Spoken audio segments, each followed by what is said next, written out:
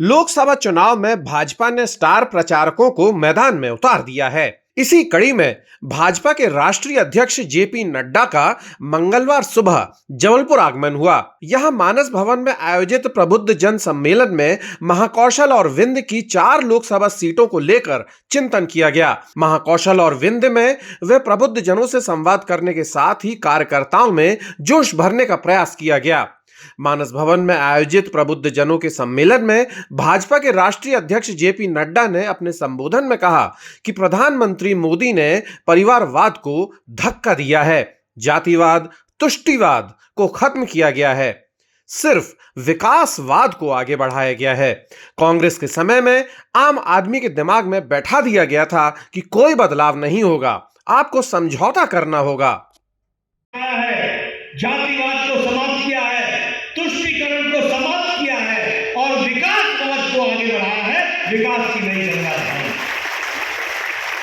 और इसीलिए politics of development, politics of report card, politics of accountability, politics of जिसको कहते हैं proposition, politics of performance, politics of inclusiveness.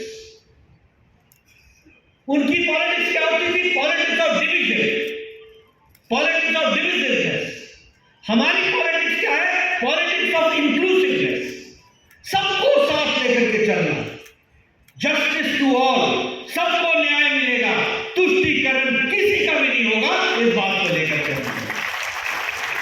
और इसीलिए हमने कहा सबका साथ, सबका विकास, सबका विश्वास और सबका प्रयास, इस बात को लेकर चलना।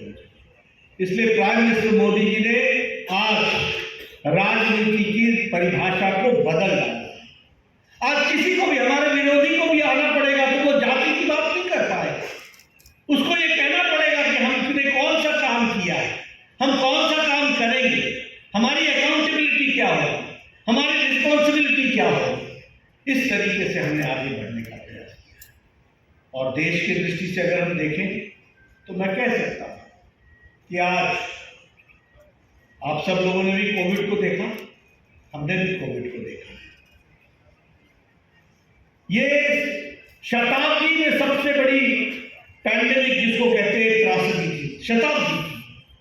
किसी को नहीं मालूम था कि क्या इलाज हो सकता है। लेकिन मैं यहां पर एक बात कहना चाहता हूं, सारे पाश्चात्य देश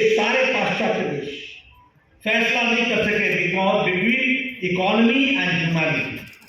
मानवता जरूरी है या अर्थशास्त्र जरूरी है, इसमें वो फैसला नहीं कर रहे। कार्यक्रम में शहर के चिकित्सक, इंजीनियर, व्यापारी, समाजसेवी और विभिन्न वर्ग के करीब 1500 लोगों ने शिरकत की, जिनको संबोधित करते हुए राष्ट्रीय अध्यक्ष ने कहा कि कोरोना काल में मोदी के नेतृत्व में 100 देशों को वैक्सीन पहुंचाई गई और 48 देशों को मुफ्त में वैक्सीन पहुंचाई गई। फिर 220 करोड़ डबल डोज बूस्टर के साथ भारत को तैयार किया गया और देश से लॉकडाउन हटाया गया। लॉकडाउन लगाएं कि नहीं लगाएं, लगाएं कि नहीं लगाएं, लगाएं कि नहीं लगाएं। लेकिन प्रधानमंत्री मोदी जी ने कहा जान है तो जहान है, और बोल्ड डिसीजन लेकर के लॉकडाउन लगाया और कोविड के खिलाफ लड़ने के लिए देश को 1.5 महीने 2 महीने में तैयार किया। और जब तैयार हो गया तो क्या कहा?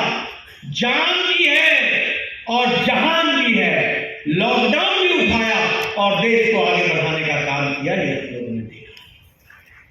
मैं आपको याद दिलाना चाहता हूं, इस देश में ट्यूबरक्लोसिस की दवा को आने में 25 से 28 साल लग गए। इस देश में डिप्थीरिया की दवाई को आने में लगभग, देश में जापानीज इंसेफ्लाइटिस की दवाई को आने में 100 साल लग गए। 1906 में जापान में जापानीज इंसेफ्लाइटिस की दवा बनी थी और 2006 में भारत में आई थी, 100 साल लगे।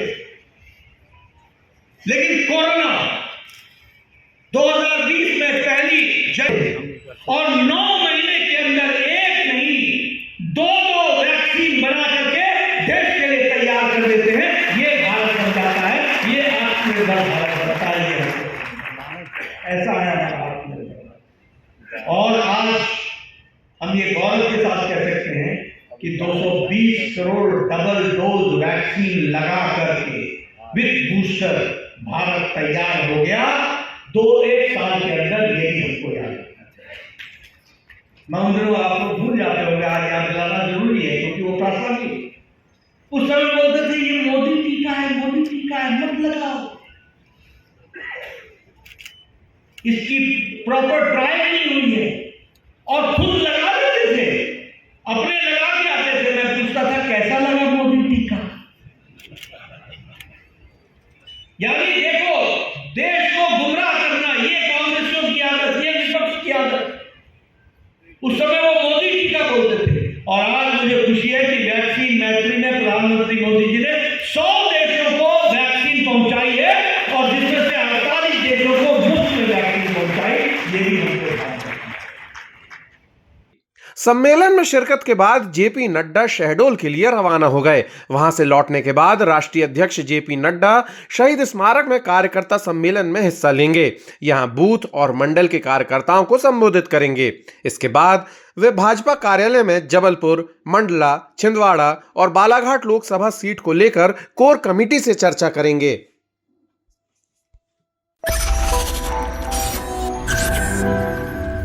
सिर्फ सच।